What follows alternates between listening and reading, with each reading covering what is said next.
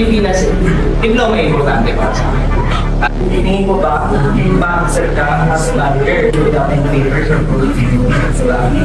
Tsaka at the end of the day, yung mga mag-discarte, pinag-aaral din naman nila yung anak nila. So at the end of the day, saan nakasaktan tayo sa we need to get our diploma? Para sa inyo, ano yung pipiliin nyo? Diploma ba ako? Pero sa akin din, parang hindi ka manirap. Kahain mo na yung standard na may reputation, may diploma.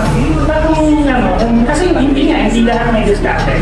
Tsaka at the end of the day, yung mga mag-discarte, pinag-aaral din naman nila yung anak nila. So at the end of the day, saan nakasaktan tayo sa we need to get our diploma? So, ano yung sasabi ng discount? Sobrang na rin yung anak nila sa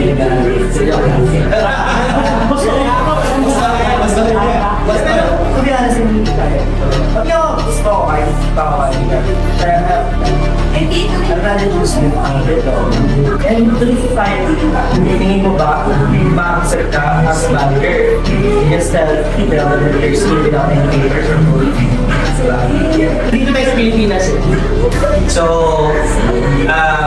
diploma ay importante para sa akin. Yun nga sabi ni Peter, they need papers, they need degrees para makuha mo. Especially na, yung mga job na ina-apply ko, is more on, kailangan ng mga ganito, college graduate, high school graduate, K-12 graduate. Madami kasi requirements tayo ng AA. Diba? So, for me, kailangan mo talaga ng diploma.